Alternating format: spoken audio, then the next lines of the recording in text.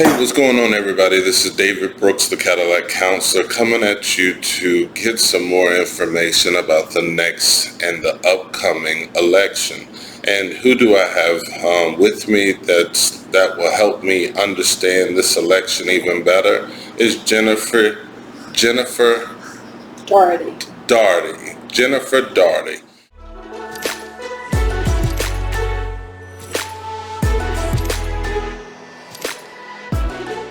She has been in the community for quite a long time. She has already been a mayor once here, and she owns a wonderful restaurant called Magoo's. Am I correct? Magoo's. I love their chieftain fries, but that's just me. But I'm not going to waste any time. I'm just going to be asking some questions that I would want to know, and I hope that you get some better understanding about her. So my first question that I'm going to ask is, why this election are you deciding to run? Hello, David and David's viewers. The reason I run for mayor is because in the city of Frederick, the mayor can still make a difference. And that, to me, is the difference of all other political offices, no matter how cynical you get. You have responsibility for directing the police department. You have responsibility for picking up trash and everything in between. So when you talk about politics, the mayor of the city of Frederick still has a chance to make a difference. And why I run against the fellows who are running right now is I don't think they've shown over their time in office that they have the will or determination to get projects done in a timely fashion. So people, the general citizenry, kind of give up. They shrug. They don't care. And the worst thing you can have is people who don't care. And you've come in here, and you know, during election time, we do nothing but talk politics here because we care. We're engaged. The people that I'm drawn to are engaged, and they care about economic development downtown. They care about traffic on the western side, and they care about whether we have jobs coming here. They also care about other issues. Crime, public safety, homelessness, drug abuse, drug use, and what options we have. And to simply throw up our hands at any problem that comes to City Hall, which I've seen these elected officials do sometimes, is just frustrating to me. And I don't think it's the right thing to do. So that's why I run, to solve problems. I've been in this city since 2007, 2008. And I've seen, you brought up addiction, and I've watched addiction go from, a bunch of alcoholics to I've seen people smoking crack to now heroin or opiates. It's just kind of done this big wave across our community. What do you bring to the table that will help out in this situation? Having been mayor before, I understand some of the agencies that are at the city's beck and call. Over time, I was mayor from 2002 to 2006, so lots has changed. And as you say, the product, the source, is different in some cases, more intense in some cases. But the need for a public response to create a safety net that helps lift people up hasn't changed. The need still exists. And it doesn't matter whether it's alcohol, pot. Now, we've got medicinal marijuana or medicinal cannabis. You're talking to the one person in this 1 mile radius who's never smoked pot. Now, clearly, I sell alcohol. So I know that people have addictions. What do I hear from people that the city is doing or not doing? We're not addressing it. We're ignoring it. We try and, if someone is loaded on the street, we shoo them along. Sometimes they get arrested if they urinate or do something else or damage property. That's a momentary address of a problem. When I was in office, through the court system, the drug court came into effect. And that is a very effective way for people who are ready to move on, to get a helping hand to say, okay, we're not going to send you to jail if you perform to help yourself? Well, we don't always have the tools available to help ourselves. So through Community Action Agency, which is within the city's control, and through the health department and some county agencies, you have the ability to offer programs. What I see right now is the people who are homeless some people who are homeless are users, addicts. And which came first, the chicken or the egg?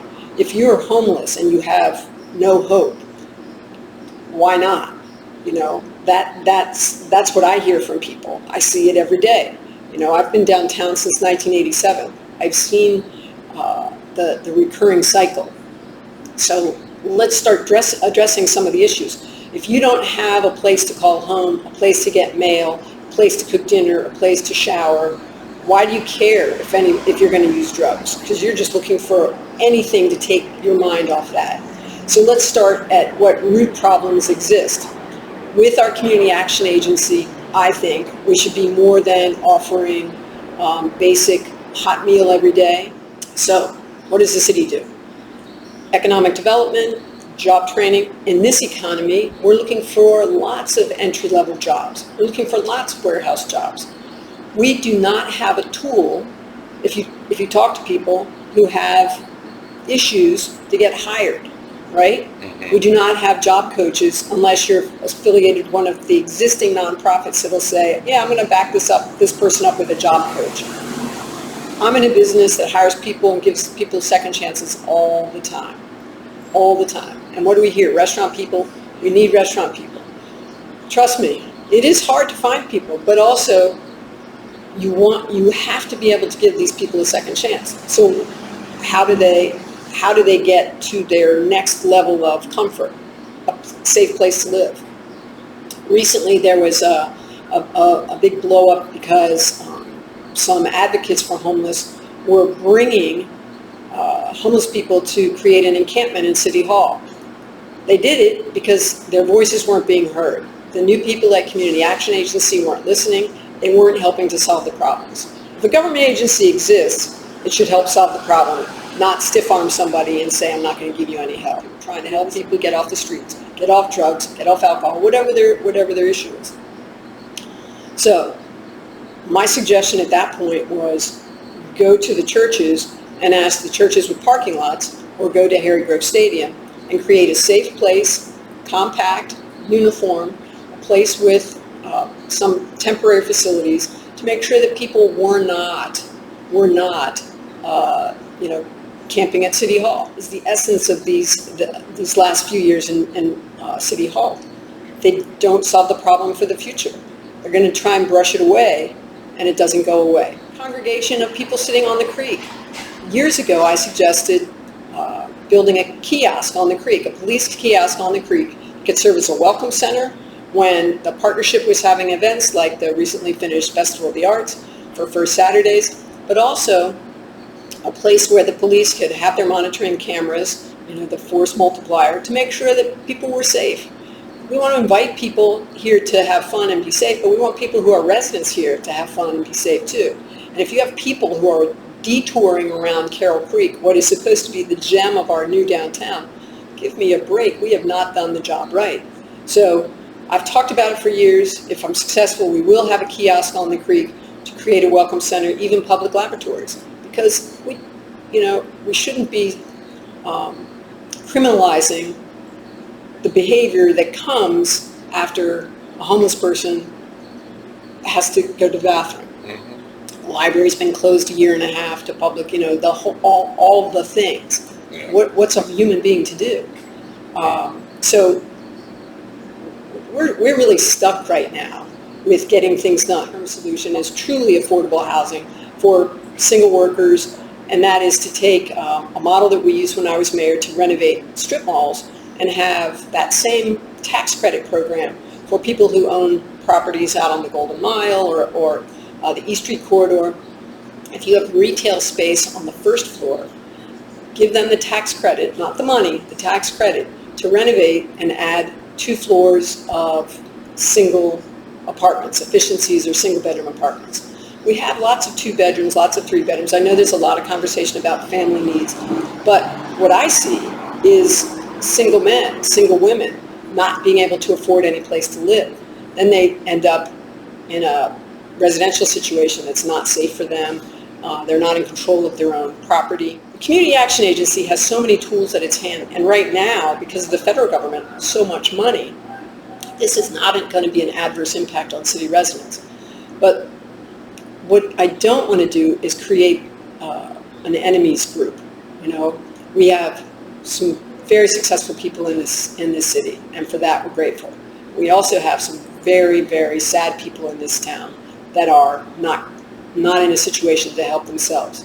But if you're going to participate in this, and go back to the drug court model, if you're going to participate in this, you have to live up to some expectations.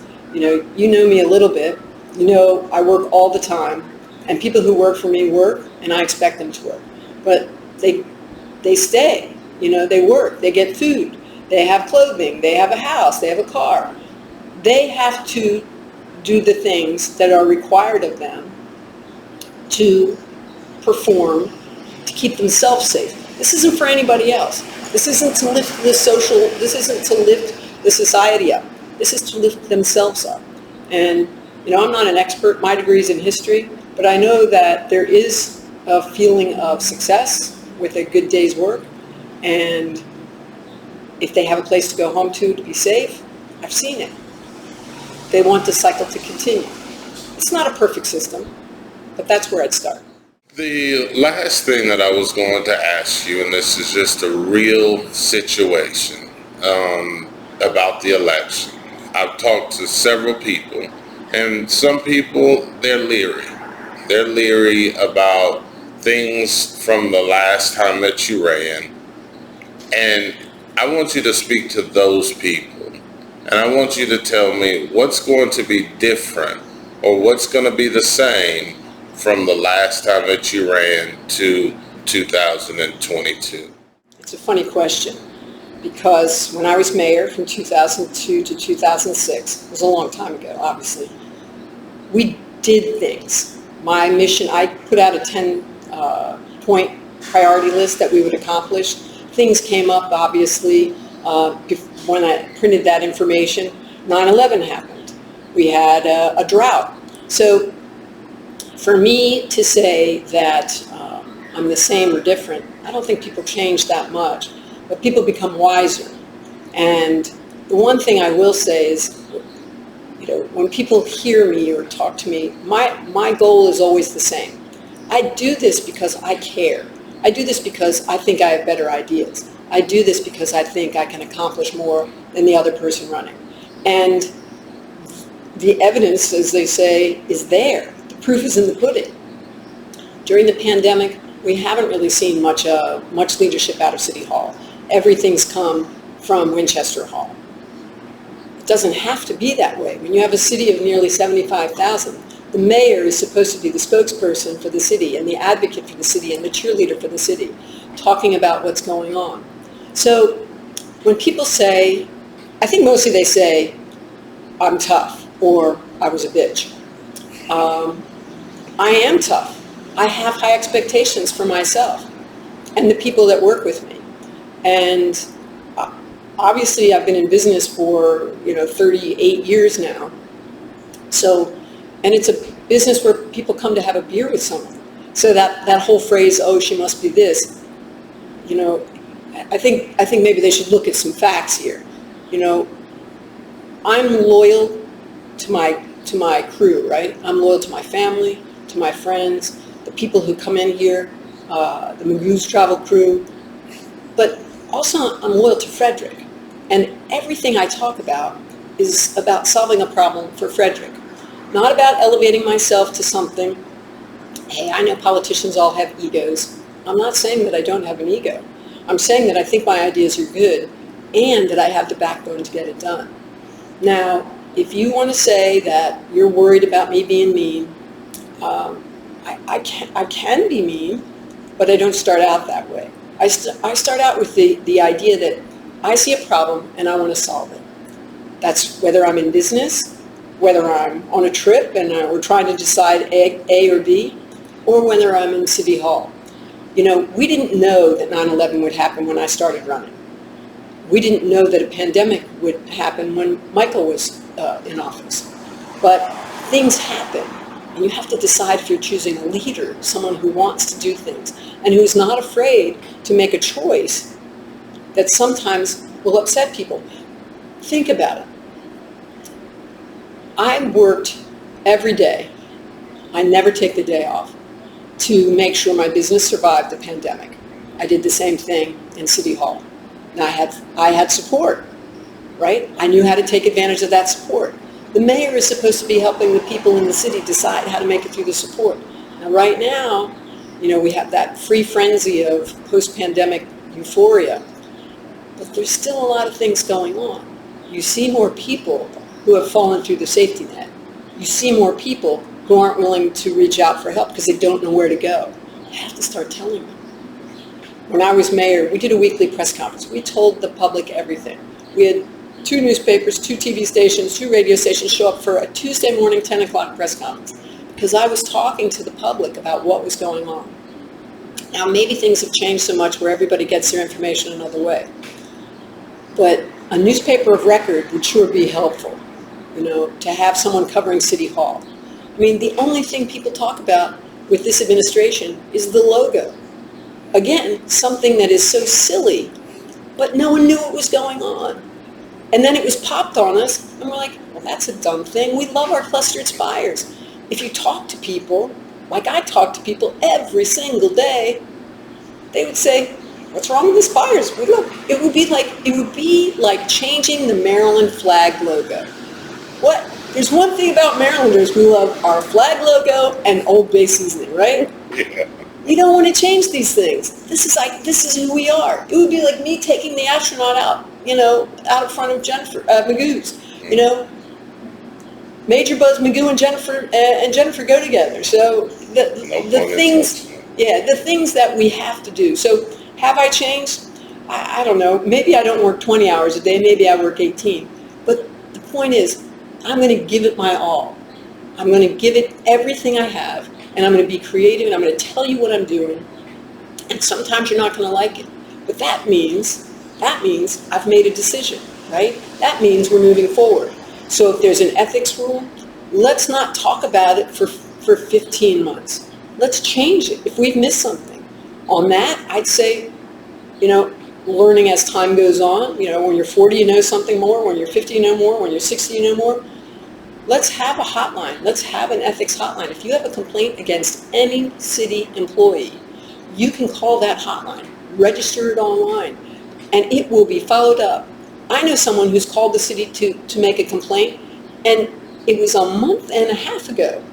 She got one call back and said, your call has been forwarded to the Ethics Commission. And that is it. Not a follow-up, not nothing. That, to me, is evidence that we're not playing by the rules, and that the Ethics Commission is made up of 3 white men. You know, they're all great people, but really? In this day and age, are you just tone deaf?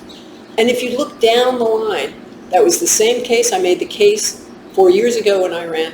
Let's look at what's happening.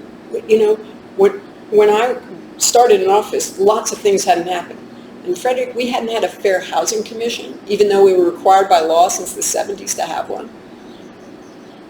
Kay Gant agreed to serve as the chair of that when, 20 years ago, and that's phenomenal.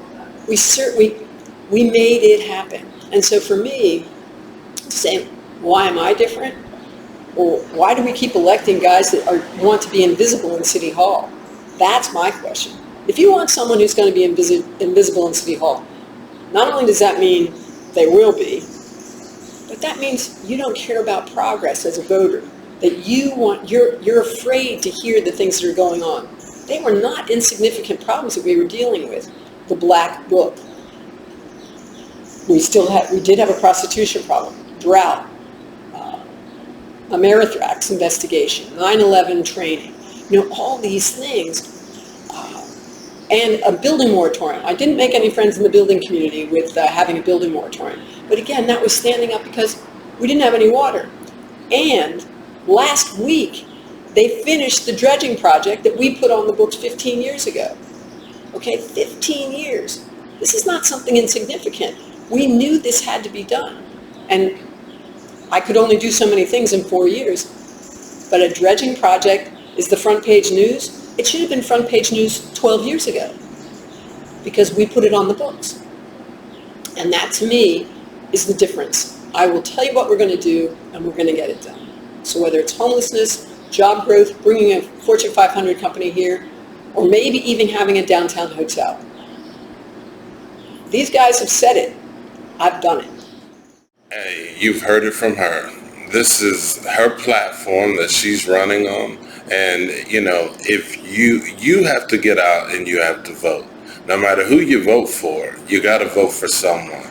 We can't just keep allowing a couple of people to decide who becomes the city mayor. I want everyone to come out and be informed and do your research. That's what it's about. Do your research and ask questions. Hey, it's David Brooks, the Cadillac Counselor, just giving you something to put on your mind. Take it easy. Bye.